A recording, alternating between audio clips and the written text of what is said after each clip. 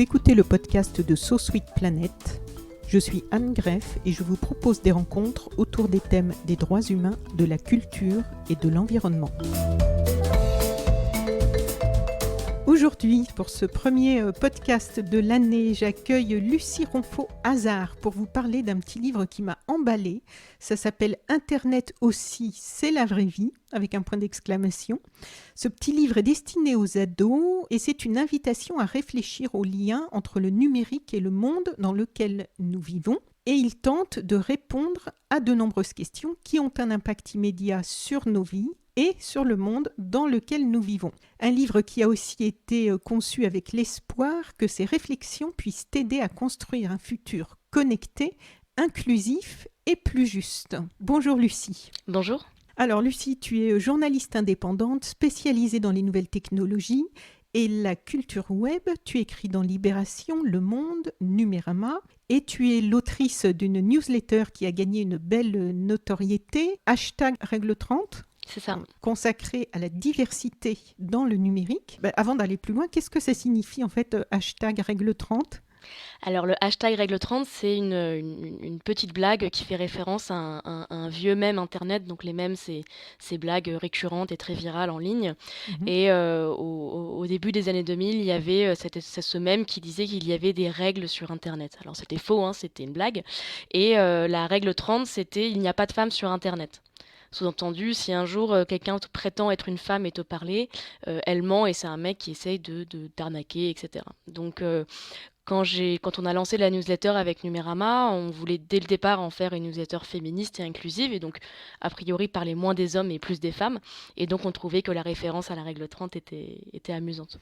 D'accord, écoute, je suis ravie de t'avoir posé la question, puisque je m'y suis abonnée, bien évidemment, et j'en ai été ravie, et c'est une mine d'informations, donc j'en profite pour inviter nos auditrices et auditeurs à aller, je vais mettre le lien dans le descriptif du podcast. Donc, tu as aussi publié en 2021 Les règles du jeu, un premier roman consacré à l'économie numérique.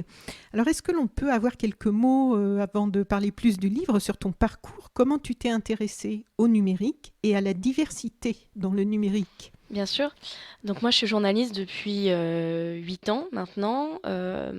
J'ai fait des études de journalisme. Mais en fait, pendant mes études de journalisme, j'ai réalisé que j'avais envie de me spécialiser dans le numérique. Parce qu'en fait, le numérique a toujours fait partie de ma vie. Alors déjà parce que je suis née en 91 et que voilà, j'ai eu Internet pendant mon adolescence et j'ai grandi avec. Mais c'était un intérêt très personnel. C'était mon hobby. Donc c'est vrai que j'étais le genre d'ado qu'on engueulait beaucoup parce que je passais mon temps devant les écrans, je bidouillais pas mal, j'allais sur les forums, etc.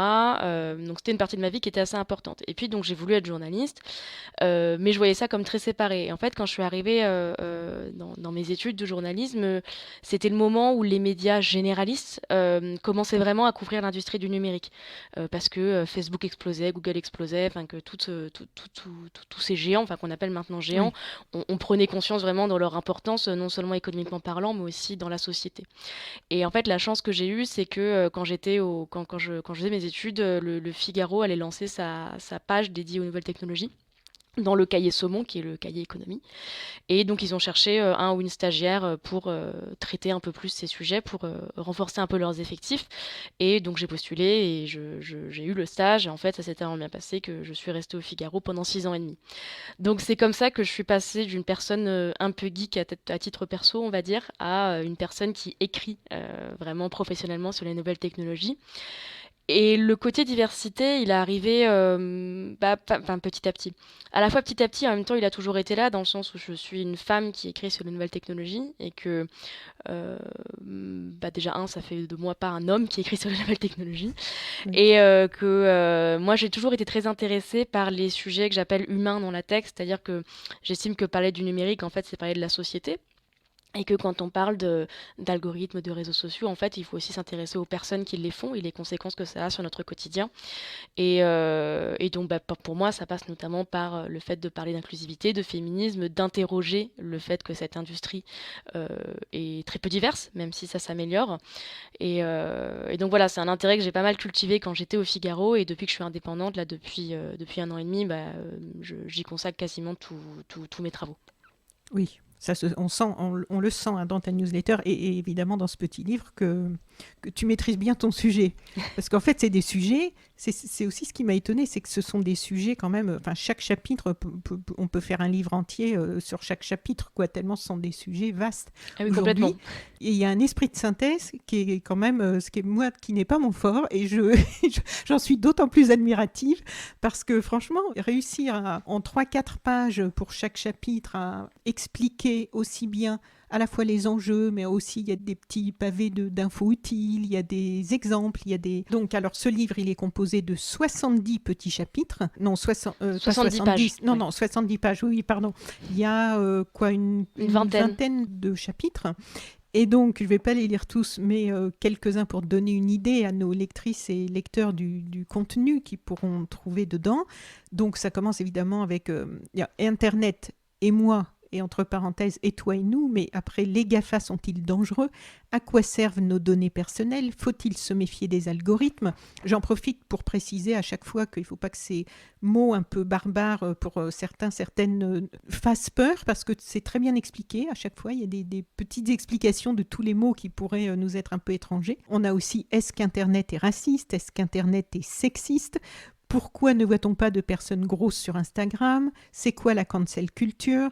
Peut-on devenir riche grâce au Bitcoin? Que des sujets vraiment dont on entend beaucoup parler, même si on n'est pas la tête dans toutes ces questions Internet tout le temps. Pourquoi la modération des réseaux sociaux est-elle si nulle? C'est bien de poser la question franchement. Comment se protéger du cyberharcèlement? Bon, on voit que ça offre un tour d'horizon assez complet de ce qu'il faut connaître aujourd'hui sur le sujet Internet. Qu'est-ce que tu souhaitais en fait au début de ce projet? Alors le projet à l'origine, il est venu de La Ville Brûle, donc avec qui j'avais déjà travaillé donc pour mon roman. Maison d'édition. Voilà, donc c'est ma maison d'édition et donc Marianne, qui est mon éditrice, est venue me voir et m'a dit écoute, je lis ta newsletter, j'aime bien ton rapport au numérique et nous on a une collection pour ados dans lequel on explique des sujets un peu complexes mais concernants et on aimerait faire un truc sur le numérique. Donc c'est parti de cette idée, de cette envie d'expliquer le numérique aux ados. Et moi dès le départ, je me suis dit que je voulais pas en faire un mode d'emploi. Parce que j'estime que du haut de mes 30 ans, j'ai absolument rien à apprendre à un ado ou une ado sur, je sais pas moi, comment aller sur Snapchat, comment aller sur TikTok. Déjà, parce qu'ils n'ont pas besoin de moi pour ça, ils vont le faire tout seuls comme des grands, parce qu'ils ont leurs pratiques et moi les miennes. Et puis par ailleurs, le souci, ça aurait été de faire un livre qui aurait périmé très très vite. Parce que le numérique, par essence, ça se renouvelle beaucoup. C'est ce que je me disais, ça peut être un risque, oui. Voilà, donc je voulais pas un mode d'emploi. Par contre, moi, ce qui m'intéressait, c'était de provoquer la réflexion et de donner des pistes de réflexion, en fait, pour mes lecteurs et mes lectrices. C'est-à-dire que je pense qu'on a tendance à, quand on réfléchit aux ados dans le numérique, on a tendance à les penser soit trop bêtes, soit trop intelligents, en un sens. Soit on estime que c'est des pros du numérique et qu'ils y connaissent beaucoup plus que nous, et qu'en gros, on n'a rien à leur apprendre. Je pense pas que ce soit forcément vrai. Et soit on juge que toutes leurs pratiques sont nulles, sont stupides, sont dangereuses, et on préférait que les ados soient loin des écrans. Et moi, je pense ni l'un ni l'autre. Je pense que les ados, comme nous, en fait, adultes, sont perdus dans le numérique, et c'est normal parce que ce qu'on appelle le numérique, en fait, c'est quelque chose d'extrêmement vaste, qui touche, voilà, à des très grandes entreprises, qui touche à plein de phénomènes de société qu'on peut pas, en fait, s'y retrouver tout seul. Et du coup, moi, j'ai voulu avec ce livre, je voulais parler d'Internet aux ados comme moi j'aurais aimé qu'on me parle d'Internet quand j'étais ado. C'est vrai que moi j'ai commencé à aller sur Internet relativement tard par rapport aux ados d'aujourd'hui, c'est-à-dire que moi j'y suis allée, j'avais 13-14 ans, il n'y avait pas de smartphone, moi j'ai eu un compte Facebook quand j'avais 18 ans, quoi. Mais je fais partie, je pense, de la première génération qui a vraiment grandi, qui a eu son adolescence sur Internet, et moi je me rappelle assez bien de l'attitude des adultes vis-à-vis de mes pratiques numériques qui étaient assez sceptique dans la compréhension, pas mal dans la dénonciation aussi. Et en fait, quand j'entends les adultes aujourd'hui parler des ados d'aujourd'hui, en fait, les pratiques ont changé, mais les discours sont exactement les mêmes. J'ai l'impression qu'on n'a pas du tout évolué sur la manière dont on parle aux ados de numérique. Donc voilà, moi, le but, c'était vraiment ça, de me dire, bon, bah, moi, j'ai connu ça, et maintenant, j'ai les connaissances. Et j'ai envie de faire de ce livre quelque chose qui puisse accompagner les discussions qu'on puisse avoir avec les ados, ou les adultes, parce qu'encore une fois, je pense pas qu'on y connaissent beaucoup mieux que que les ados non plus. C'est ce que je me suis dit en lisant ton livre, hein, vu tout ce que j'y ai appris. Bah, c'est gentil. Mais après, voilà, c'est vrai que moi, c'est ma spécialité, j'enquête beaucoup dessus, mais comme tu le dis, on aurait pu faire un bouquin par chapitre et on aurait pu rajouter 20 autres chapitres aussi, tellement le sujet est vaste. Alors tu dis justement en t'adressant à tes jeunes lectrices et lecteurs, j'espère que ce livre t'apprendra des choses et qu'il te fera réfléchir à tes pratiques en ligne, que ce soit sur ton smartphone, sur un ordinateur dans la salle informatique de ta médiathèque ou dans ta chambre. Et je me suis demandé, est-ce que tu as déjà eu l'occasion d'échanger dans le monde réel avec des ados sur tous ces sujets, peut-être dans des collèges, des lycées ou d'autres lieux? Et si oui, qu'est-ce qui te frappe dans leurs réactions? Alors, j'ai pas encore eu l'occasion avec ce livre de rencontrer des ados, ça c'est prévu, donc maintenant qu'il est sorti, je vais faire un peu, enfin j'espère, une tournée des médiathèques et peut-être d'interventions en école, parce que ça m'intéresse d'avoir ce retour aussi. Le livre a été relu par des ados, La Ville Brûle a un peu une team d'ados apparemment qui relit leurs livres dédiés aux ados, bien. Donc il a été préapprouvé en un sens. Donc voilà, mais c'est vrai que moi dans ma pratique professionnelle, personnellement, j'ai des ados autour de moi, mais dans ma pratique pro, c'est la première fois que je m'adresse à un jeune public. Et c'est ce qui m'intéressait aussi parce que voilà, j'ai longtemps bossé au Figaro. Donc le Figaro, on peut imaginer que le public était un peu plus âgé que des ados. Donc je me suis beaucoup adressée à des adultes qui s'y connaissaient peu. Là maintenant, en tant qu'indépendante, je m'adresse davantage à des adultes qui ont un intérêt déjà dans le numérique. Donc là, ça m'intéressait d'avoir un peu l'autre spectre, quoi. Les jeunes, qui s'y connaissent ou qui ne se connaissent pas, mais voilà, les jeunes en général, quoi. Donc, mais j'ai hâte d'avoir des retours de leur part. Je pense que ça peut être amusant. Bon, très bien. Alors, la mise en page est aérée et agréable. Il n'y a pas de gros pavés de texte. Il y a des petits blocs d'infos utiles. Et tes textes sont accompagnés d'illustrations assez drôles que l'on doit à l'illustratrice et autrice de bande dessinée, Myrion Mal, et qui m'ont assez souvent fait sourire, tout en apportant vraiment un plus par rapport au texte. Et est-ce que vous avez travaillé ensemble? Est-ce que c'est toi qui lui donnais les idées ou chacune travaillait de son côté? Comment vous avez... Parce que ça vraiment, ça interagit bien, quoi. Alors là, c'est le moment où je vais chanter les louanges de Myrion, parce que... Vas-y. Alors, Myrion est une amie, mais avant qu'on se rencontre, j'étais vraiment fan de son travail, donc je suis vraiment ravie qu'on ait pu collaborer sur ce livre. Donc la manière dont on a collaboré, c'est qu'en fait, moi, j'ai d'abord écrit le texte, et qu'ensuite le texte a été envoyé à Myrion, et c'est Myrion qui a fait ses dessins, qui m'ont été envoyés ensuite, on a pu échanger dessus, mais en fait... en toute franchise, il n'y a rien qui a été modifié parce que tout était très bien, tout était parfait. Je trouve qu'elle a vraiment C'est dur d'illustrer le numérique, c'est dur d'illustrer le sujet du numérique parce que c'est vrai qu'on a tendance à réduire ça aux robots, aux ordinateurs, aux salles de serveurs, enfin voilà, donc on finit vite dans des esthétiques à la Matrix, entre guillemets. Oui, et je trouve que... du non-vivant. Voilà, exactement, et je trouve que la force à 2001, c'est que ces illustrations ne montrent que des gens, en fait. Voilà. Ne montrent que des ados, que des adultes, que des gens qui sont confrontés donc, aux différents phénomènes que j'explique. Oui. Et du coup, c'est une illustration parfaite, je trouve, de la thèse du livre, qui est de dire, en fait, Internet aussi, c'est la vraie vie, dans le sens où on a tendance à distinguer la vraie vie de la vie numérique, comme si la vie numérique serait plus fausse que la vie physique, alors que c'est faux, en fait. Je veux dire, on est dans une époque, et ça fait longtemps que c'est le cas, où tout est lié, en fait, tout est interconnecté, à partir du moment où on peut... se divertir, rencontrer des gens, apprendre des choses, travailler sur Internet. Internet, c'est la vraie vie, il n'y a rien de faux dans cette vie-là. Oui, puis on interagit avec d'autres sur Internet. Complètement. Donc je trouve que voilà, puis la couverture, le fait que ça soit deux jeunes filles qui se font un câlin, l'une qui sort de son ordinateur, enfin vraiment, j'ai adoré ces illustrations et je suis super fière d'avoir pu faire un bouquin avec Myrion.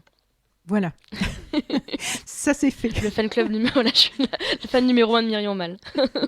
D'accord. Donc, dans chaque chapitre, tu expliques bien les bons et les mauvais aspects. On sent à chaque fois cette envie de trouver la voie du milieu, de bien rester équilibré, de ne pas diaboliser certains aspects non plus. À chaque fois, c'est une vraie recherche d'équilibre. Donc, tu expliques bien les bons et les mauvais aspects. Et pour les mauvais aspects, tu pointes bien les conséquences concrètes. Par exemple, dans le chapitre « Faut-il se méfier des algorithmes ?» tu écris « Un algorithme n'est pas en soi quelque chose de mauvais.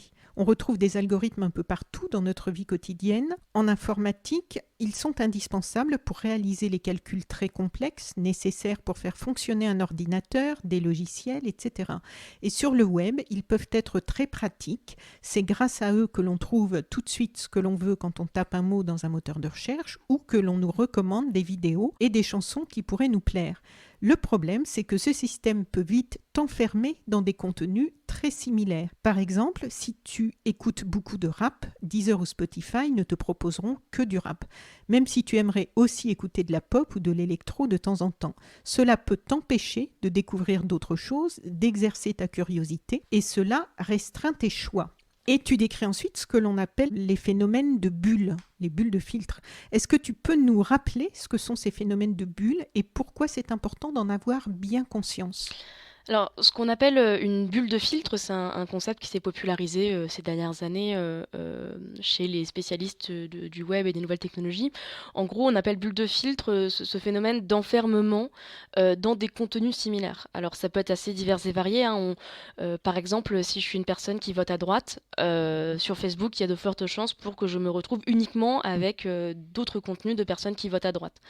De la même manière, si je suis sur YouTube et que je veux perdre du poids, par exemple, donc je vais chercher meilleur régime ou une séance de sport. Il est fort probable que YouTube, du jour au lendemain, se transforme en une espèce de machine à me faire maigrir et à me proposer que des contenus en rapport avec la maigreur ou la minceur. Un autre mot que j'aime bien pour décrire ce phénomène, c'est le phénomène de rabbit hole, le trou du lapin. Vous savez, le trou dans lequel Alice tombe dans Alice au pays des merveilles. Oui. Parce qu'en fait, il y a un vrai phénomène, je pense, qu'on subit tous en tant qu'internaute, de tomber en fait, sans trop pouvoir le contrôler, dans des contenus similaires.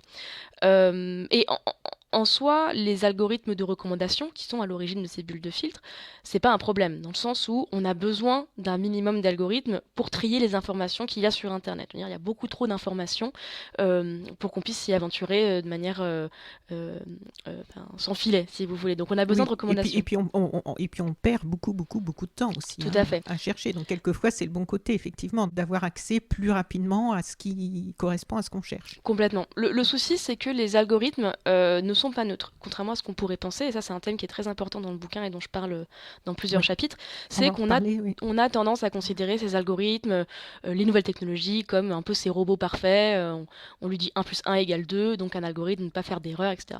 Sauf que ces algorithmes sont construits par des personnes, sont construits par des entreprises qui ont des intérêts commerciaux, qui ont des opinions politiques, qui opèrent dans des contextes divers et variés. Par exemple, un algorithme, je sais pas moi, bâti au Japon ne se comportera pas de la même manière qu'un algorithme bâti aux États-Unis. Et tous ces enjeux font que les algorithmes vont se comporter de manière parfois un peu imprévisible et sans que nous, on ne s'en rende compte. Et le danger, c'est que quand on n'a pas conscience de la place de ces algorithmes dans notre univers numérique, virtuel, en fait, on va croire que le monde est ce qu'on voit sur Internet. Donc par exemple, je suis une personne de droite et je suis sur Facebook, je ne vois que des gens de droite, je me dis, le monde est de droite. Tout est de droite. Le monde pense comme moi. Tout le monde pense comme moi.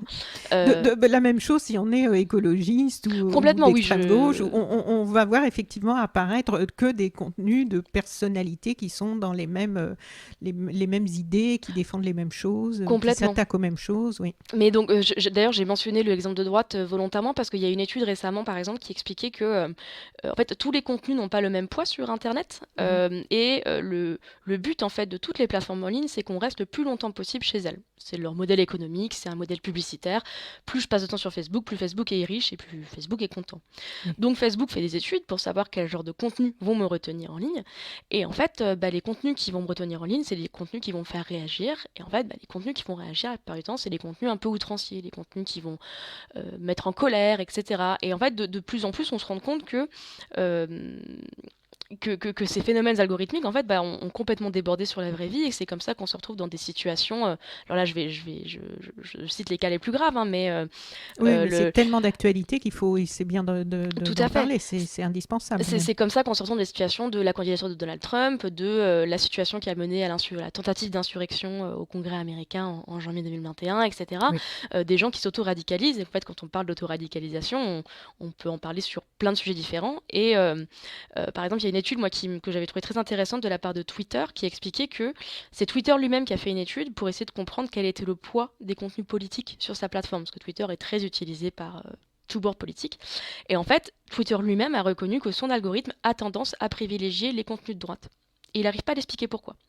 On sait juste que un tweet de droite, voire d'extrême droite, va avoir une plus grande viralité en moyenne qu'un contenu de gauche. Et voilà, ça c'est loin d'être neutre, et non seulement c'est pas neutre, mais en plus c'est pas transparent et on n'arrive pas à l'expliquer. Twitter lui-même n'arrive pas à l'expliquer. Oui, c'est ça c'est ce qu'on voit aussi dans un documentaire que tu recommandes, on va en parler un petit peu plus tard. On s'aperçoit que beaucoup de gens sont démunis aujourd'hui dans les experts qui eux-mêmes travaillent sur les algorithmes. Complètement. D'ailleurs, dans ce même documentaire, il y a une jeune femme qui lit un extrait du 1984 de George Orwell, et où en fait, oui, c'est terriblement aujourd'hui d'actualité, notre réalité.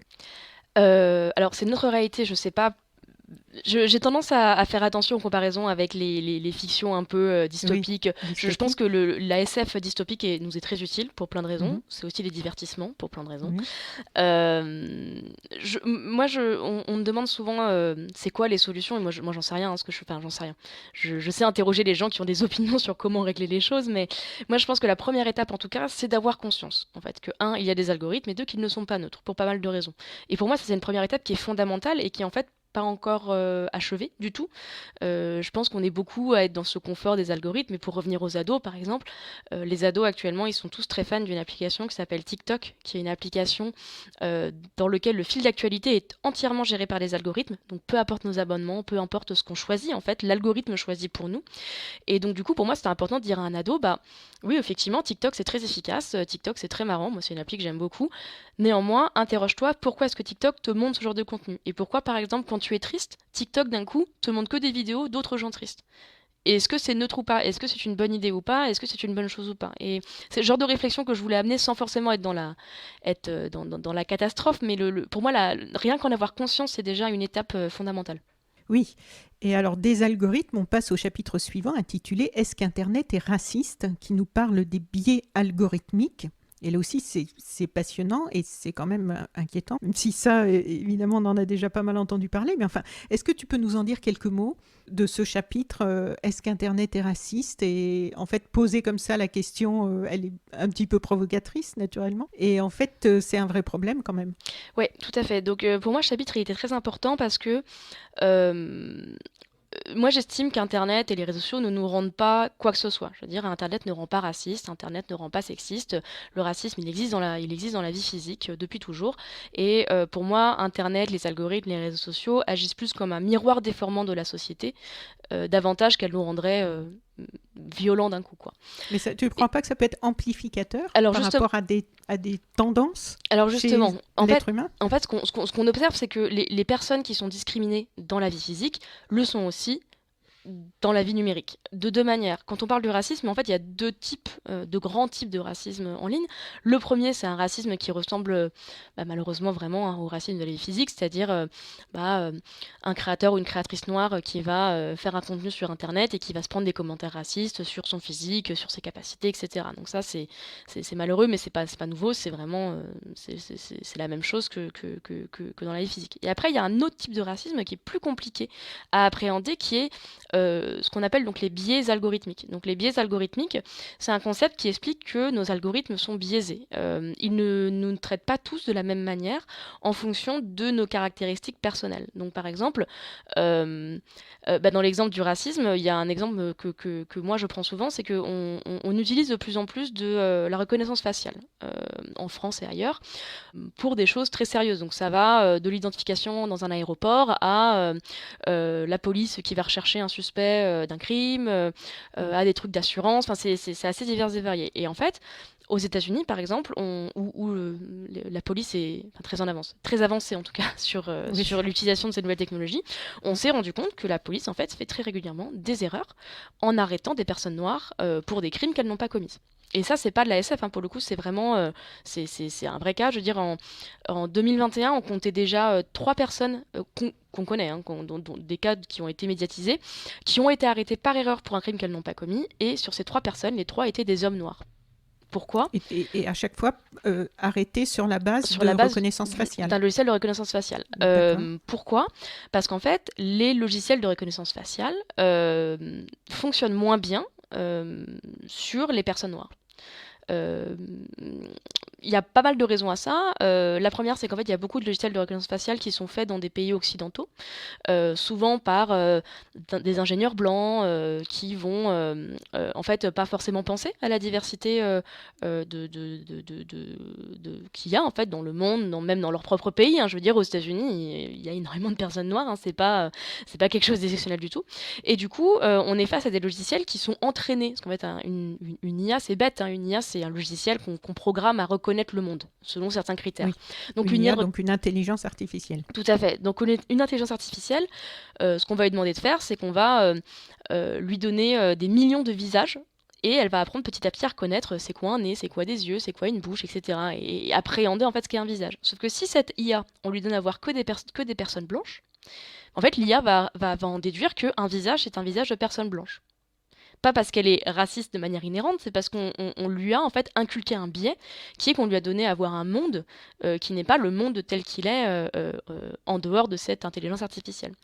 Donc ça, c'est un exemple que je trouve très concret et du coup que je cite souvent parce qu'en fait, non seulement c'est injuste, mais en plus c'est dangereux. Je veux dire, on parle de personnes qui ont été arrêtées et encore une fois, là, ces 3 personnes qui ont été arrêtées et qui finalement ont été relâchées et qui ont pu médiatiser leur cas, potentiellement, combien de personnes ont été arrêtées et peut-être condamnées à cause de ce genre de logiciel. Donc voilà, ouais, ce chapitre traite notamment de ces sujets.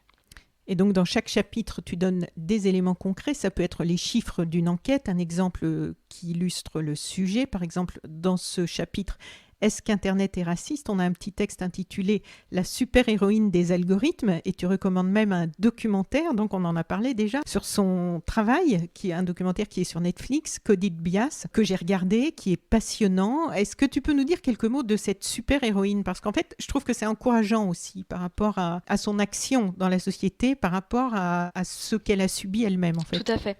Oui, donc le documentaire Coded Bias, il se concentre sur le travail d'une informaticienne qui s'appelle Joy Buolamwini, qui est à la fois américaine et ghanéenne.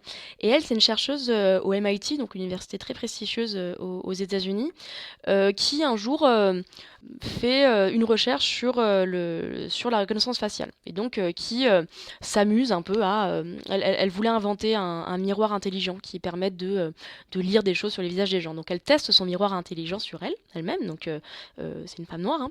Et donc elle essaye son miroir, elle se rend compte que son miroir fonctionne sur des gens blancs, mais pas sur elle. Et en fait, elle est prise d'un pressentiment, et un peu par provocation, elle prend un masque blanc, vous savez, les masques de carnaval Oui. qu'on va modifier quand on est enfant, etc. Elle prend le masque blanc, elle le met sur son visage, et là, le miroir fonctionne. Donc ça, elle a réussi à prouver en fait que ce miroir était complètement biaisé contre sa peau noire. Oui. Et donc depuis, Joy Buolamwini, en fait, elle a lancé la Algorithmic Justice League, qui est en fait un collectif de chercheurs, de chercheuses, d'experts et d'expertes qui cherchent à alerter contre les biais des intelligences artificielles, particulièrement les biais racistes, et en fait à améliorer ces logiciels ou tout simplement en fait à dénoncer la place de ces logiciels dans la police, dans les efforts de sécurité, dans les efforts d'assurance, etc. En disant on ne peut pas en fait se reposer sur ces logiciels.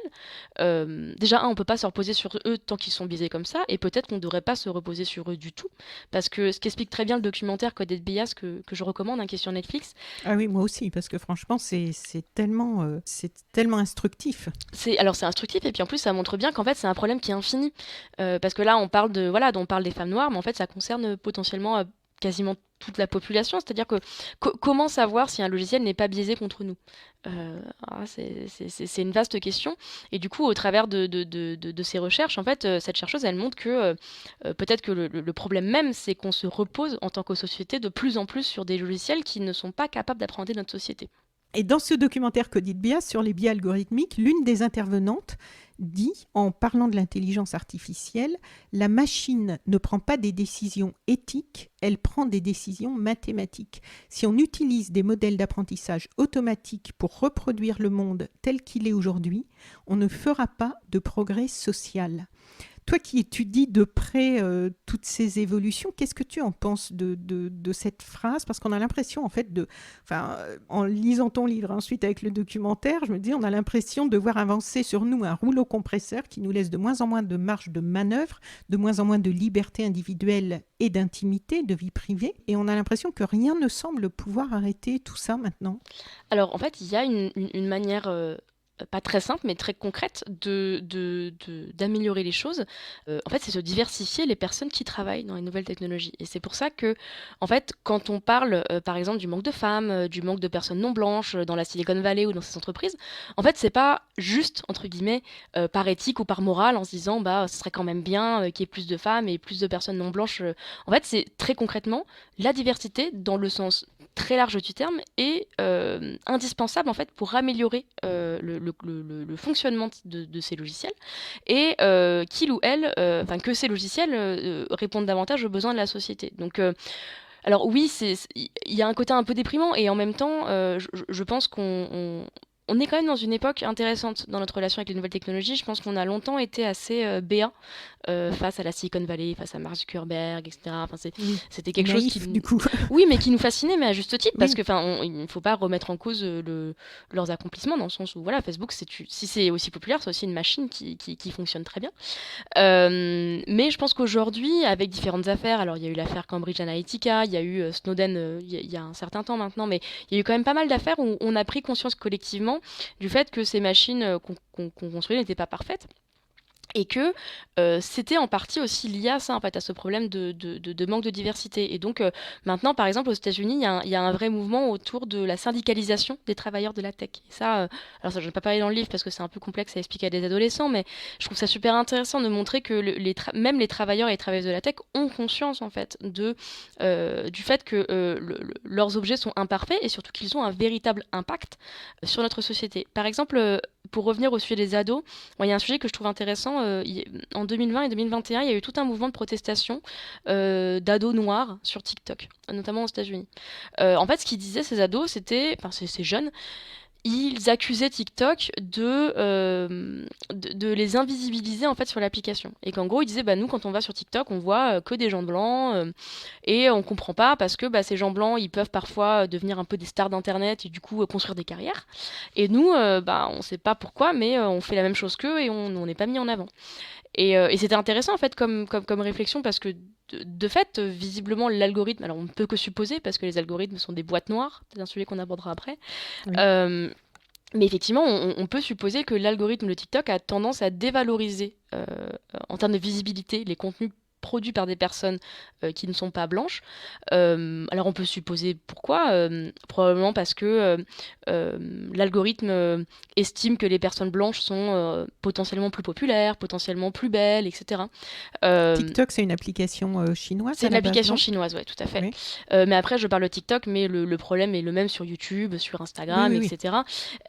Et du coup, en fait, on est face à une reproduction des inégalités. Là où les idéaux d'Internet étaient de remettre tout le monde un peu au même niveau, entre guillemets, en fait, on se rend bien compte que non, quand on est une personne noire, quand on est une femme, quand on est une femme grosse, quand on est une femme handicapée, quand on appartient à ce qu'on appelle, entre guillemets, une minorité, on a moins de chances d'être visible sur Internet, de réussir sur Internet, et donc bah, potentiellement peut-être de faire sa carrière, peut-être de faire entendre sa voix, etc. Et donc ces inégalités, ces inégalités dans les effectifs conduisent à des inégalités dans les produits qui induisent des inégalités pour les internautes. Donc c'est toute une chaîne en fait à revoir. Donc c'est déprimant, mais en même temps il y a des vrais leviers. Et moi par exemple, pour moi ce bouquin, le but c'est d'alerter les internautes, mais je pense que les trois leviers en fait doivent être actionnés. Et alors après ce chapitre, on glisse naturellement sur le chapitre suivant. Est-ce qu'Internet est sexiste? Où il est question de Google Traduction, de revenge porn, des pionnières de l'informatique, des problèmes de modération. Et là, on est aussi bien sur ta spécialité. Donc ça fait combien de temps en fait que tu travailles sur ce sujet des femmes et du numérique? Et quelles sont les grandes lignes en fait que tu as pu observer ces dernières années? Alors, donc moi je suis journaliste depuis 8 ans, je dirais que je réfléchis au sujet des femmes dans la tech depuis un petit peu moins longtemps, je dirais peut-être 6 ans. Euh, En fait, c'est venu de... Enfin, moi, ce que je trouve intéressant quand on parle de la place des femmes sur Internet, c'est qu'encore une fois, c'est il y a un sujet, mais il y en a 1000. Donc, je vais Oui. essayer de synthétiser un peu. Mais Oui. déjà, moi, un truc que j'ai découvert en fait en tant que journaliste, en faisant des interviews, en faisant des enquêtes, etc., c'est que j'avais cette préconception, mais qu'on a tous et toutes, je pense, de croire qu'Internet et que les nouvelles technologies étaient de manière inhérente masculine. Par exemple, je vous demande de fermer les yeux et d'imaginer un geek. J'imagine que vous avez imaginé un homme avec des lunettes, pour reprendre le cliché, le cliché qu'on voit beaucoup dans les films. Et en fait, quand on regarde quand on regarde l'histoire de l'informatique, on se rend compte que c'est pas du tout vrai. L'informatique, à ses origines, c'était un métier féminin. Parce que l'informatique s'est d'abord développée dans les milieux militaires, c'était un métier d'intérieur, c'était un métier qui n'était pas très valorisé, c'était beaucoup un métier de ce qu'on appelait des petites mains. Enfin, ces petites mains étaient ingénieurs, hein, mais c'était quand même des petites mains. Et du coup, bah, c'était plutôt un métier qui était valorisé pour les femmes, parce que bah, c'était des femmes qui programmaient des ordinateurs un peu loin des regards. On est dans les années 50, c'est quand même mieux qu'une femme soit à l'intérieur qu'à l'extérieur, etc., etc. Et en fait, là, je reprends des... Il y a un livre que je vous recommande si vous êtes adulte, parce que pour le coup, pour les ados, c'est un peu compliqué. C'est le livre Les oubliés du numérique d'Isabelle Collet, qui est une chercheuse qui se spécialise dans la place des femmes dans le numérique, justement. Et elle explique très bien qu'en fait, quand on regarde le nombre de femmes ingénieures en informatique dans les années 50, 60, 70, en fait, il commence à y avoir une vraie baisse à partir des années 80. Et en fait, ce qui s'est passé dans les années 80, Une vraie baisse de... du nombre de femmes ingénieurs informatiques, alors que D'accord. la proportion des hommes augmente petit à petit jusqu'à les dépasser complètement. Et en fait, ce qu'on se rend compte, c'est que dans les années 80, il s'est passé une chose, c'est que les jeux vidéo ont commencé à exploser. On a commencé en fait à vendre des jeux vidéo, des consoles de jeux vidéo. Et les premiers jeux vidéo, c'était quoi? C'est des jeux vidéo de sport. Or, le sport, encore un milieu qui est traditionnellement associé aux hommes, et donc du coup, on a commencé à vendre des jeux vidéo voilà, c'était des jeux vidéo de ping-pong, de tennis, de courses de voitures, et donc ça a été marketé pour les jeunes garçons. Donc on a commencé à mettre dans les foyers des consoles de jeux pour les petits garçons. Et en fait, des consoles de jeux, c'est un portail vers l'informatique, hein, je veux dire, c'est... Et au même moment, l'informatique, telle qu'on la connaît aujourd'hui, a commencé à prendre en importance économiquement, en termes de réputation. Les métiers ont commencé à être mieux valorisés. Et donc, comme par magie, les hommes sont venus petit à petit prendre la place des Ah femmes. oui. Et ça, moi, c'est un truc dont j'avais pas du tout conscience, hein, je l'avoue. Je le savais pas. Pour moi, dans ma tête, ça avait toujours été un truc de mec, entre guillemets. Et ça a vraiment provoqué un vrai sentiment d'injustice et de colère en moi. Et je pense que expliquer ça déjà, je pense, c'est faire prendre conscience d'à quel point on part de loin, et aussi du fait qu'en fait, l'informatique, les nouvelles technologies nous appartiennent, nous femmes, tout autant qu'aux hommes, et qu'en fait, les hommes ne sont pas prédestinés à l'informatique, plus doués que nous à l'informatique. On nous a appris maintenant que on était moins bonnes qu'eux à ce truc-là, mais c'est pas vrai du tout en fait. Donc voilà, donc ça c'est l'aspect historique. Et puis après, bon, si on revient à aujourd'hui, quand on parle des femmes sur Internet, en fait, on reprend un peu les mêmes sujets qu'on a abordés pour le racisme, c'est-à-dire qu'il y a d'un côté le sexisme qui est similaire à celui du sexisme dans la vie physique, c'est-à-dire, voilà, quand on a une femme sur Internet, on a plus de risques de se faire harceler, en plus de subir du harcèlement qui est sexiste. Donc voilà, quand on a une femme, a priori, on va se faire attaquer sur son physique, sur, je vais pas le dire à l'antenne, mais voilà, ce genre d'insultes violemment misogynes. Et de l'autre côté, il y a ce sexisme algorithmique. Et donc, tu citais l'exemple de Google Traduction. Moi, c'est un exemple que je trouve absolument fascinant.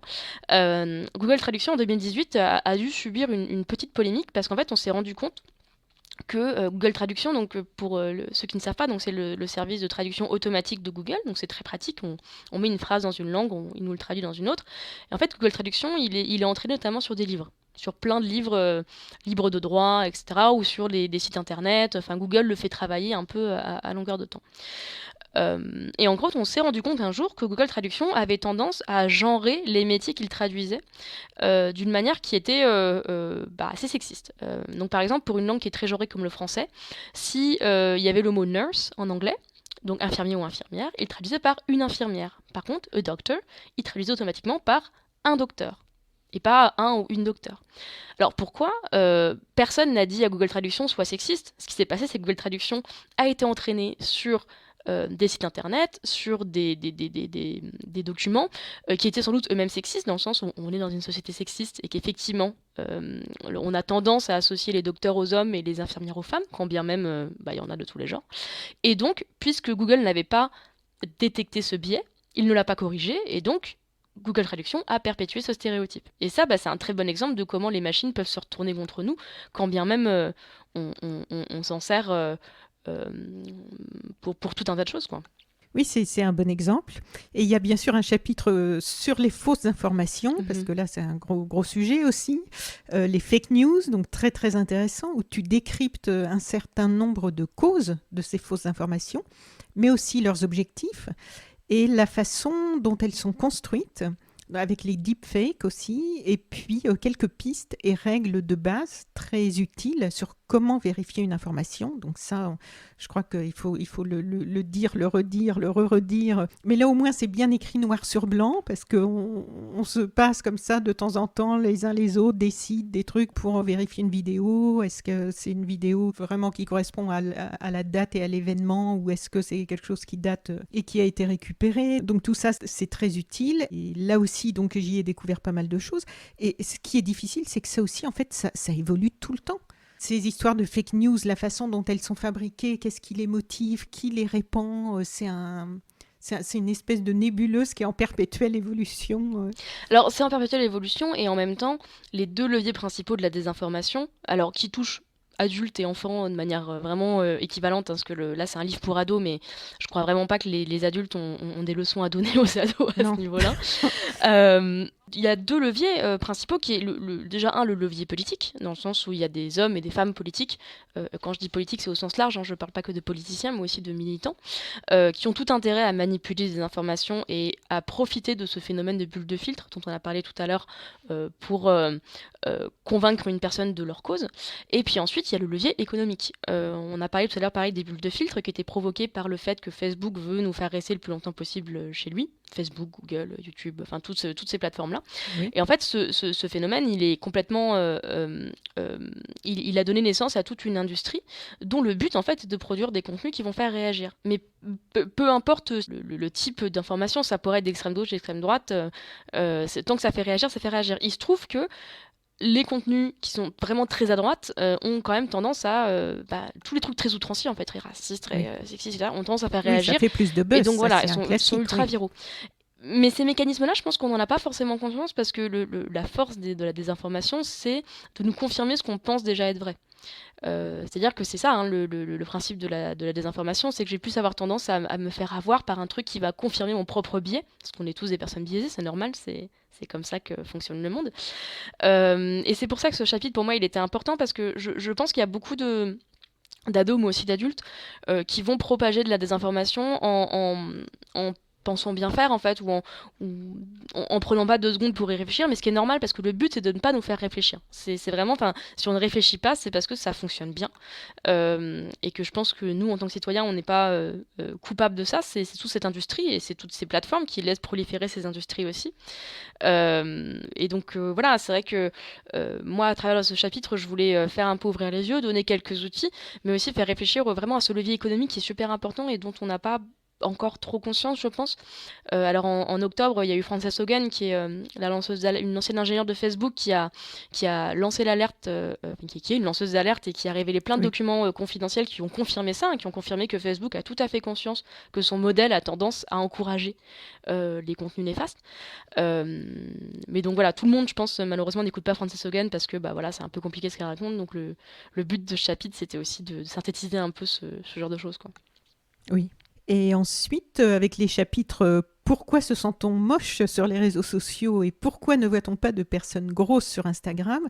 Donc tu apportes des réponses aussi très précises, et je trouve que ce sont des données non seulement intéressantes à connaître, mais qui permettent aussi de dédramatiser ces effets, de prendre un peu de recul, notamment pour les ados dont l'estime de soi, souvent fragile, peut se prendre de plein fouet tous les effets pervers des réseaux sociaux. Tu cites d'ailleurs une enquête révélée par le Wall Street Journal en septembre 2021 qui dit que 32% des adolescentes interrogées qui se sentaient déjà mal dans leur peau estiment qu'Instagram a empiré les choses, et certaines en ont même développé des troubles du comportement alimentaire. Et en fait, ce petit livre, il aide aussi à prendre de la distance, parce qu'à partir du moment où on comprend mieux comment ça fonctionne, ça aide à dédramatiser, je trouve, et cette distance, c'est ce qui peut manquer souvent, non ? Oui, je suis d'accord. Je pense qu'on manque de distance. Je pense aussi qu'on a tendance à soit sous-estimer, soit parfois surestimer le poids des réseaux sociaux dans le rapport des ados à leur corps. Je veux dire, des adolescentes complexées à cause des magazines, ça a toujours existé malheureusement parce Oui. qu'on est dans une on est dans une société qui est sexiste et qui met en avant un modèle de femme auquel quasiment aucune femme ne peut correspondre en fait. Hein. Oui. C'est comme ça que ça marche.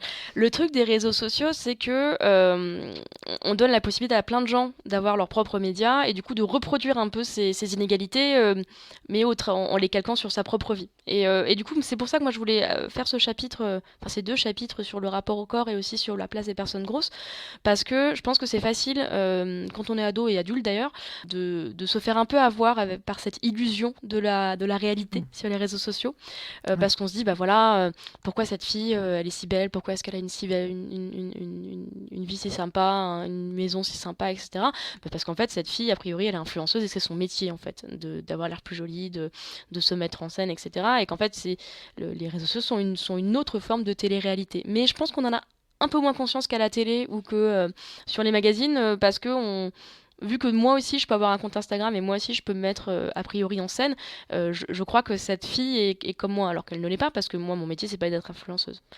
Mais il est compliqué ce sujet et je pense qu'en fait il faut en parler. Il faut en parler aux ados plutôt que soit de pas écouter leur douleur, soit de les moquer, soit au contraire de les croire victimes. Je pense que pas mal d'ados réfléchissent déjà à ce sujet. Euh, je pense que parfois ce qui peut manquer, encore une fois, on en revient à l'aspect économique, hein, c'est un peu mon obsession, mais je pense qu'il y a parfois l'effet économique, le levier économique qui est moins connu, c'est-à-dire, bah voilà, encore une fois, on veut faire rester les gens sur Instagram, donc Instagram va montrer ce qu'ils pensent être populaire, et ce qu'ils pensent être populaire, c'est des stars fines, blanches, etc. Oui, Et ça, parce que c'est très stéréotypé en plus. c'est très stéréotypé et mais c'est pas une fatalité. Par exemple, c'est marrant, je parlais hier avec une jeune femme qui m'expliquait que elle avait carrément entraîné son algorithme Instagram à lui montrer d'autres personnes. Ce qu'elle expliquait, ben moi je suis grosse, je suis noire, j'ai envie j'en avais marre en fait de voir des gens qui me ressemblaient pas. Et donc vu qu'elle a tout à fait conscience de la place de cet algorithme, elle a dit bah voilà, moi j'ai entraîné mon algorithme à me montrer que des gens qui me ressemblaient un peu, etc. Enfin, elle s'est créée un peu sa propre bulle de filtre Oui. de toute seule.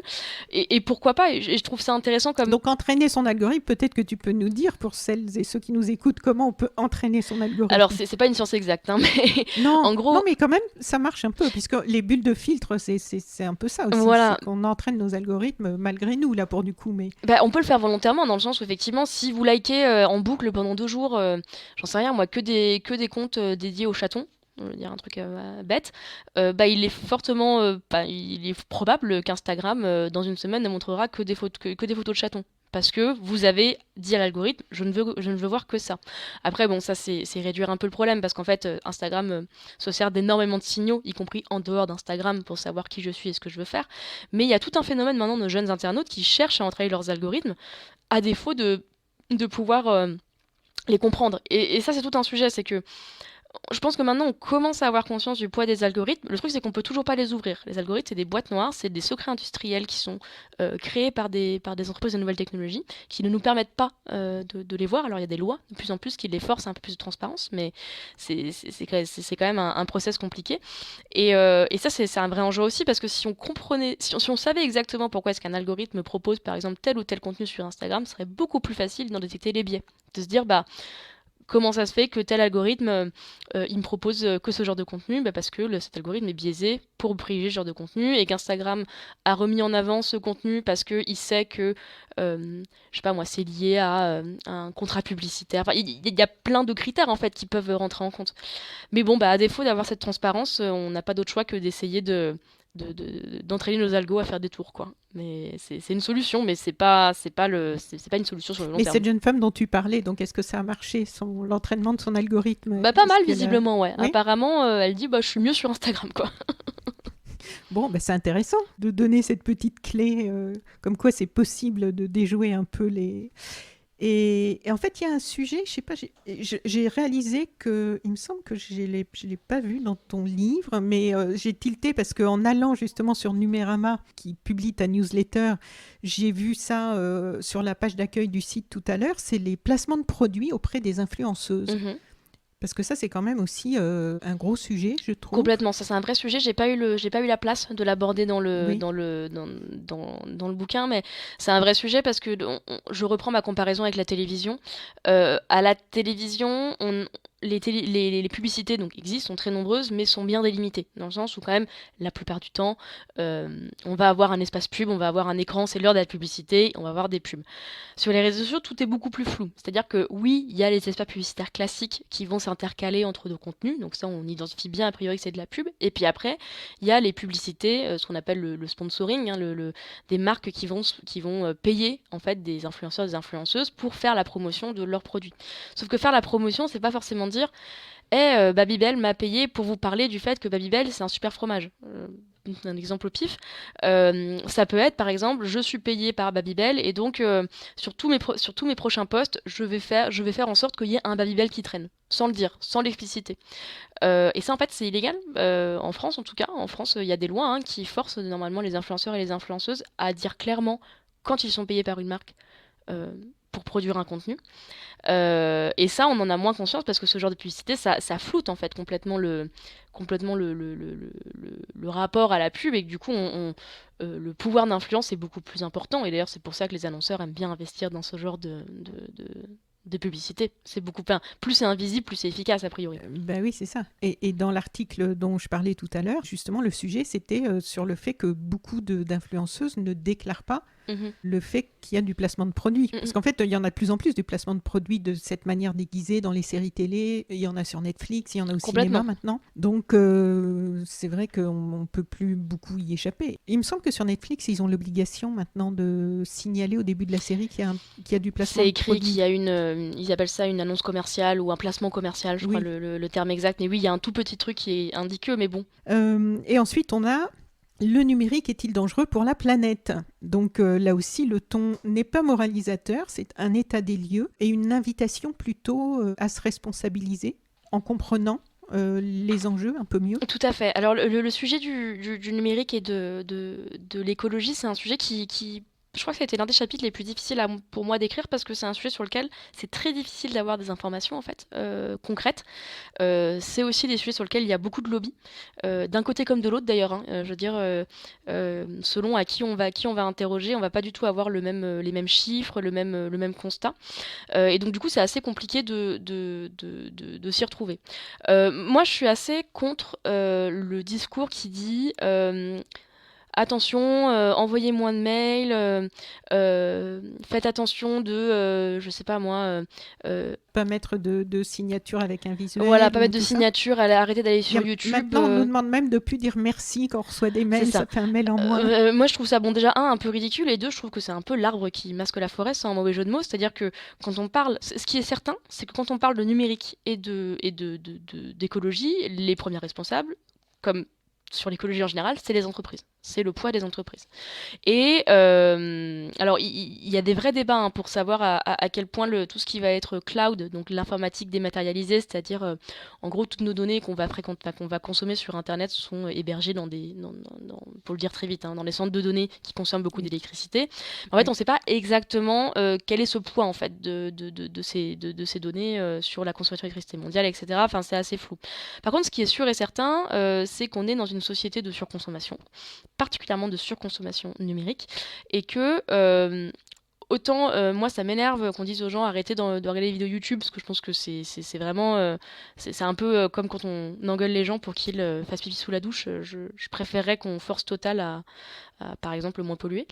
Par contre dire à un ado en fait, t'as peut-être pas besoin de changer de smartphone tous les ans, parce qu'un smartphone, c'est produit dans des conditions qui sont désastreuses pour l'environnement et pour la vie la vie d'enfant aussi, parce que malheureusement, la manière dont on fait les smartphones actuellement, c'est que ça implique l'extraction de métaux rares et qui est très difficile à décorréler en fait du travail d'enfant dans des mines. Et qu'en plus, ces smartphones-là, ils se recyclent très mal. que pour te parvenir, ils font 3 fois le tour du monde, le temps d'être construits, d'être D'assembler marketés. toutes les pièces. Donc en gros, change pas d'iPhone tous les ans. Un, ça sert à rien. Deux, ça pollue énormément. Cela étant dit, si on a envie de changer d'iPhone tous les ans, c'est à cause de qui avant tout? C'est d'Apple. D'Apple qui fait son marketing à fond sur le fait que voilà, le nouvel iPhone est toujours le meilleur, le plus au point, etc. Et surtout, on sait en fait alors il n'y a pas qu'Apple, hein, que tous les géants des nouvelles technologies construisent des produits qui ne sont pas faits pour durer en fait. Qui non seulement ne sont pas faits pour durer, mais qu'on ne nous encourage pas à faire perdurer. Je veux dire... J'ai fait un podcast avec Hop, Bah, voilà. Halte à l'obsolescence programmée, où on en a parlé. Et effectivement, le numérique, c'est quand même... Je n'ai pas les chiffres, mais je pense qu'ils ont la palme pour ce type d'usage, de pousser à la consommation, et en plus de la consommation de produits qui sont conçus pour ne pas durer. C'est ça, ouais. C'est très difficile, en fait, de consommer de manière éthique dans les Oui. nouvelles technologies. Je veux dire, moi, je connais une entreprise de smartphone qui essaie de faire ça, c'est Fairphone, mais qui, de son aveu, hein, dit que c'est très difficile et qu'ils n'arrivent même pas à vérifier complètement l'intégralité de leur chaîne de montage, ce qui paraît délirant, hein, de ne pas pouvoir contrôler complètement de A à Z le produit qu'on fait. Donc voilà, en tant que consommateur, on a ce truc à se dire, bah, si ma télé marche plus, est-ce que je dois vraiment la remplacer? Mais au final, le problème, il est structurel. Et que, par exemple, c'est l'illustration de Myrion sur ce chapitre, je l'aime bien, on voit une caricature de Jeff Bezos qui est dans la Lune et qui dit surtout, n'oubliez pas d'envoyer moins de mails pour sauver la planète. Pour moi, c'est assez symptomatique. C'est effectivement, pendant que Jeff Bezos et Elon Musk veulent absolument même pas envoyer des fusées sur la Lune, juste veulent aller à la toute limite de l'espace pour se faire mousser, en attendant, on est en train de construire un avenir catastrophique et leurs entreprises en sont partiellement responsables, quoi.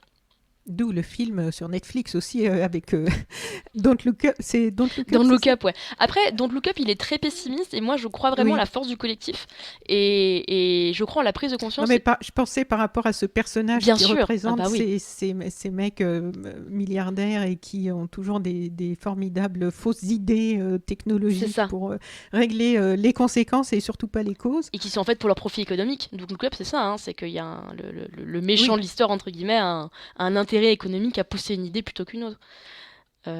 Donc voilà, ouais, c'était un chapitre qui était difficile, mais j'espère avoir réussi à rester nuancé et donner les infos, mais... Oui, et puis ça donne envie, ça peut donner envie d'aller plus loin aussi. Après, charge à chacun d'aller chercher des livres spécialisés pour ceux qui sont intéressés plus par rapport à une consommation numérique plus éthique. Enfin, maintenant, il y a des ouvrages un peu sur tout ça. Et tu nous parles aussi de Bitcoin avec des mises en garde. Quels sont les risques aujourd'hui du Bitcoin et pour les ados? Est-ce que tu peux nous rappeler ce que c'est? Et je ne pensais pas que ça touchait déjà la population des ados.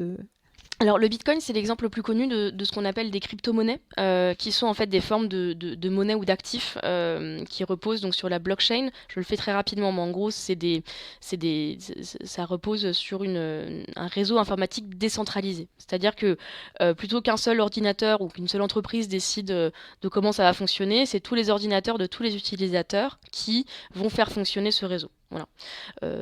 C'est très très vite dit, mais c'est comme ça que ça fonctionne. Et en gros, la raison pour laquelle je voulais parler de crypto-monnaie dans ce livre, c'est que je pense qu'on en revient au sujet des influenceurs. Moi, j'ai vu beaucoup en fait d'influenceurs et d'influenceuses commencer à parler en fait de crypto à leur jeune audience, en disant en gros, en portant des discours très de richesse, en disant en gros investis dans ce truc et tu deviendras super riche en 2 semaines. Je caricature, mais c'est à peu près ça. Et du coup, pour moi, c'était important de parler de la crypto-monnaie pour déjà parler de leurs origines, parce que quand on regarde l'histoire du Bitcoin, c'est assez intéressant en fait. Le Bitcoin, c'est né dans les cendres de la crise de 2008 sur des idéaux assez nobles de construire une monnaie qui soit en dehors de l'influence des banques. Mais c'est un projet qui a pris plein de chemins différents, et notamment le chemin de la spéculation. Et quand un influenceur ou une influenceuse dit à un ado ou un jeune internaute investis dans telle crypto-monnaie, tu vas devenir riche, en fait il lui ment, parce que c'est possible de devenir riche en investissant dans la crypto, mais c'est pas comme ça que ça se fait, et ça demande en fait des connaissances très élevées, quoi. Donc, Et puis il y a beaucoup d'arnaques, apparemment. Il y a énormément d'arnaques sur le sujet, et qui visent notamment un public jeune. Il y a certains, alors c'est pas tout ça, mais il y a certains projets crypto-monnaies crypto-monnaies qui ressemblent clairement à ce qu'on appelle des pyramides de Ponzi. Donc c'est vraiment les arnaques pyramidales où en fait le but c'est de convaincre deux personnes en dessous de soi d'investir et au final personne ne gagne de l'argent et tout le monde perd quoi. Donc c'est pour ça que je voulais avoir un chapitre là-dessus parce que en fait je pense que ce livre en général son but c'est de montrer que en fait le numérique nous concerne tous et toutes et on a tous et toutes quelque chose à dire sur le numérique même si on n'est pas geek, même si on s'y connaît pas. Parce que je pense que c'est un peu un cliché assez commun de se dire bah moi je m'y connais pas en informatique et tout donc en gros ça me concerne pas et j'ai pas d'opinion sur le Oui, sujet alors qu'en fait je consomme et je réfléchis pas. c'est ça alors qu'en fait on a en France en tout cas on est très nombreux à avoir un smartphone à aller sur les réseaux sociaux etc et donc à ce titre-là, en fait, on est consommateur et consommatrice, et donc on a le droit, en fait, à avoir une opinion sur le sujet et à comprendre comment ça fonctionne. Et je pense qu'il y a beaucoup d'entreprises qui n'ont pas intérêt à ce qu'on comprenne comment ça fonctionne. Donc voilà, je pense que le Bitcoin, c'est les cryptos, c'est l'un de ces sujets de se dire, oui, c'est complexe. Je vais pas te dire si c'est bien ou mal, mais juste je vais t'expliquer comment ça fonctionne, parce qu'en fait, ça te concerne aussi, puisque tu vois des contenus qui vont faire la promo de crypto sur les réseaux, et ensuite, à charge à toi de décider ce que tu en penses. Parmi les grands sujets, on trouve aussi un chapitre sur la cancel culture, sur pourquoi la modération des réseaux sociaux est-elle si nulle, sur comment se protéger du cyberharcèlement. Et on a l'impression aujourd'hui que l'on ne peut que subir tout ça. Mais il existe quand même des réponses concrètes que tu donnes. Mais est-ce que des progrès ont vraiment été faits par rapport à ces sujets-là? Par exemple, le traitement des plaintes. On a longtemps entendu que en fait, c'était même pas la peine Moi, combien de fois j'ai entendu des amis qui transmettaient des signalements de cyberharcèlement à YouTube ou à Twitter et qu'en fait rien ne suivait. On peut donner aujourd'hui des plaintes aussi. Il y a une plateforme pour si on est victime de Pharos, de cyberharcèlement grave avec des menaces. On en est où? Alors, est-ce que les choses se sont améliorées? Non. Est-ce que les choses ont bougé? Oui. Dans le sens où, en fait, t'as raison de dire que oui, effectivement, ce qui se passe dans la vie physique, si on se fait harceler dans la vie physique, on a peut-être un peu plus de recours que dans la vie numérique. Moi, je pense qu'Internet n'invente rien. Par contre, Internet accélère. Dans le sens où, voilà, les faits de harcèlement que je peux subir dans la rue, en fait, c'est les mêmes mécaniques, misogynes que je peux subir sur Internet, mais de manière décuplée. C'est-à-dire qu'a priori, je vais pas me retrouver devant 1000 personnes qui vont m'insulter dans la rue, alors que sur Twitter, ça peut m'arriver assez facilement. Je pense que les choses malheureusement s'améliorent pas beaucoup. Par contre, le discours qu'il y a sur le sujet a beaucoup évolué, dans le sens où déjà on en parle. Alors que les trucs de la modération en ligne, par exemple, c'est vraiment un sujet il y a 5, 6, 7 ans. On n'en parlait pas beaucoup. C'était vraiment pas trop un sujet. C'était c'était un non-sujet. Maintenant, ça se passait dans l'ombre. Voilà, maintenant c'est plus le cas. Maintenant déjà, il y a beaucoup de victimes qui prennent la parole, qui expliquent ce qui leur arrive et qui expliquent le manque de recours qu'elles subissent. Il y a pas mal de gouvernements aussi dans plein de pays, y compris en France, qui tentent d'imposer des nouveaux modèles de modération. Alors c'est pas forcément bien ou mal, mais en tout cas il y a une prise de conscience politique sur le sujet. Et puis il y a une pression en fait qui est faite sur les plateformes qui est beaucoup plus importante qu'auparavant. Par exemple, la justice française a réussi à forcer Twitter à révéler au niveau mondial le nombre de modérateurs que Twitter embauche. Ça c'est un pas. C'est pas rien. Non mais c'est un pas, mais c'est pas rien, mine de rien. Et je veux dire. Oui, non mais je veux dire, c'est un vrai pas. Voilà. Et ça, cette plainte, c'était à l'origine des collectifs, si je me rappelle bien, de lutte contre l'antisémitisme et de militantes féministes qui ont porté plainte et qui ont eu gain de cause. Donc, on en revient à la force du collectif. Moi, je pense vraiment qu'il y a des choses à faire. Je pense que ça bouge lentement, mais ça bouge. Et puis après, il y a aussi tout ce qui se fait dans la société civile. Par exemple, à un moment, je parle des nudes, donc le fait de s'envoyer des photos nues à son copain ou sa copine, et le problème du revenge porn, qui est ce phénomène absolument effroyable très majoritairement de jeunes garçons qui vont en fait transmettre des photos de leur ancienne copine intime sans leur consentement un peu sur internet. Et je cite l'exemple d'un collectif qui s'appelle Stop Ficha, qui est un collectif de jeunes femmes qui un jour on en dit en fait on en a marre de tout ça, on voit bien qu'il n'y a rien qui bouge, donc nous ce qu'on va faire c'est qu'on va faire un collectif dans lequel en fait elles chassent un peu les comptes ce qu'on appelle les comptes Ficha, qui sont des comptes qui collectent un peu ces photos photos intimes et qui les diffuse. Et en fait, elle les signale en masse, jusqu'à ce qu'ils tombent.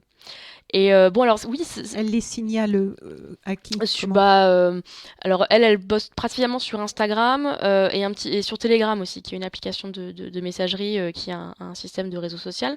Et donc, quand elle découvre ce genre de choses, en fait, elles font des signalements déjà à Pharos, donc qui est la plateforme de Oui. signalement des crimes en ligne du gouvernement.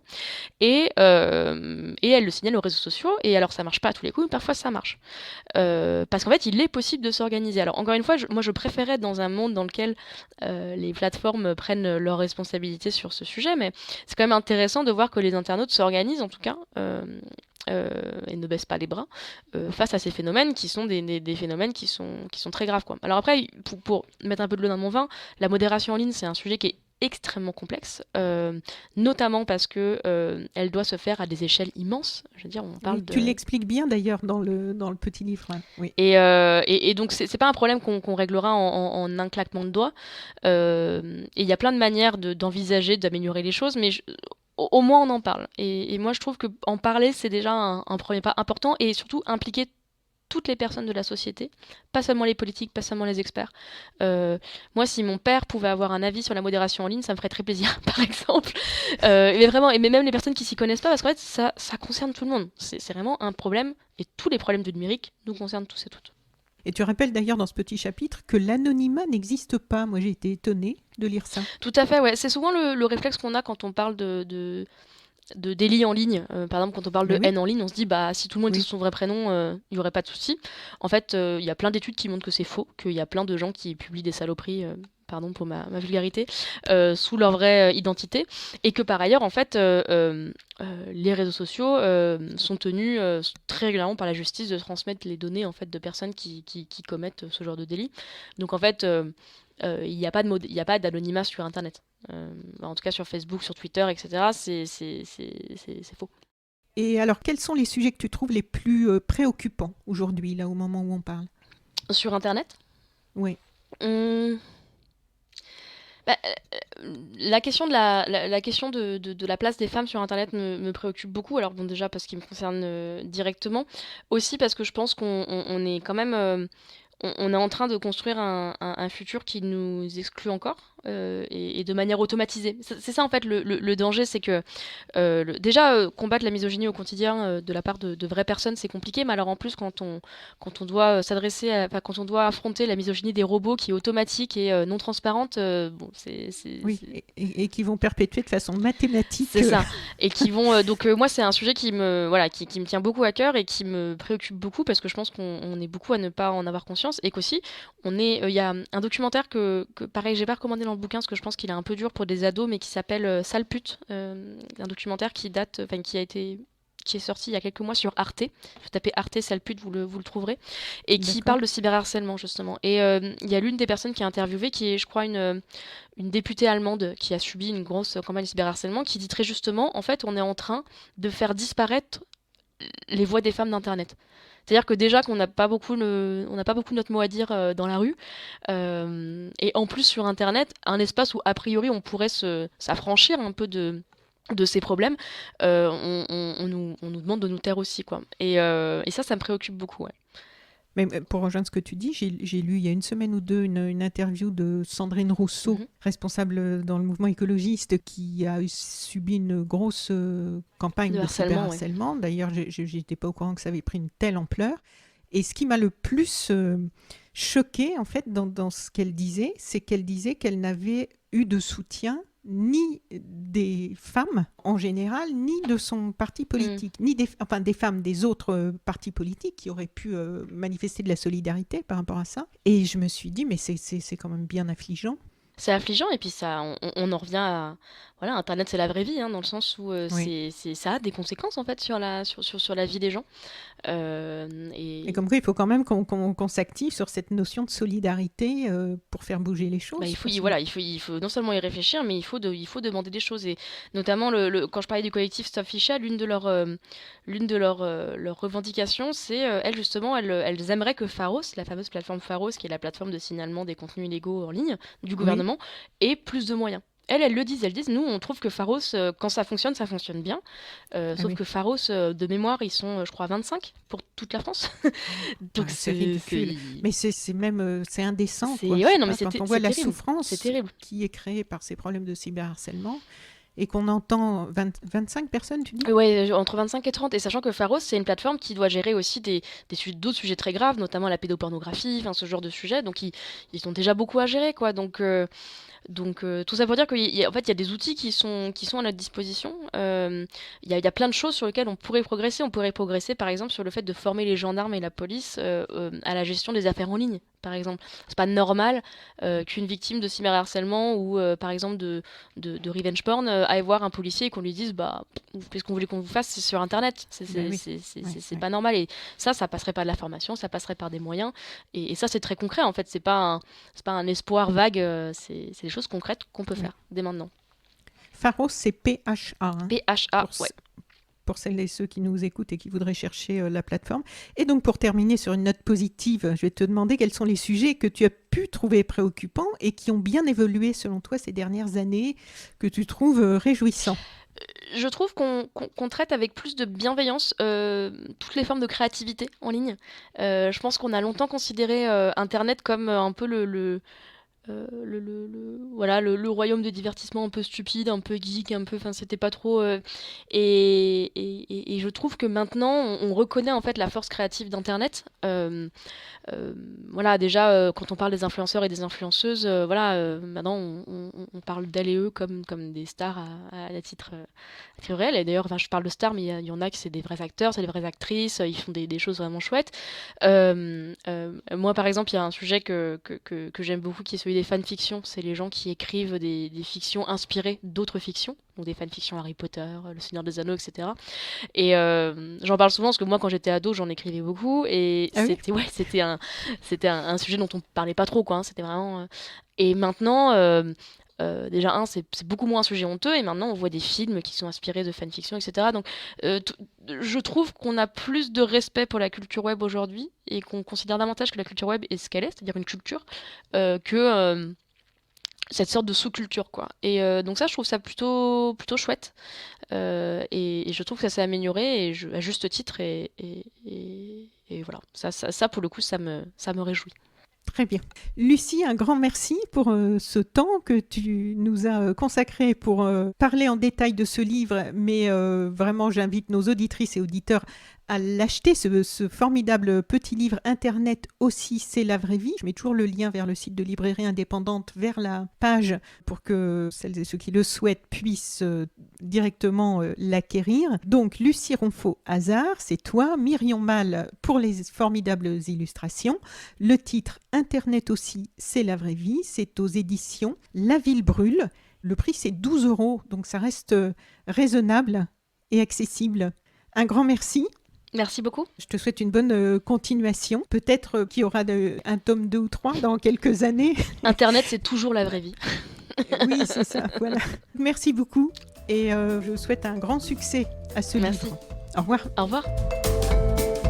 Chères auditrices, chers auditeurs, si vous avez apprécié ce podcast de So Sweet Planet, n'oubliez pas de lui mettre un avis favorable sur votre application de podcast, par exemple 5 étoiles sur Apple Podcast. Pour plus d'informations sur les droits humains, l'environnement et la culture, vous pouvez suivre la page So Sweet Planet sur Facebook. Enfin, n'oubliez pas de vous abonner gratuitement, soit à la newsletter sur le site sosweetplanet.com, soit au podcast sur votre application de podcast pour être informé des prochains podcasts de So Sweet Planet mis en ligne. À bientôt.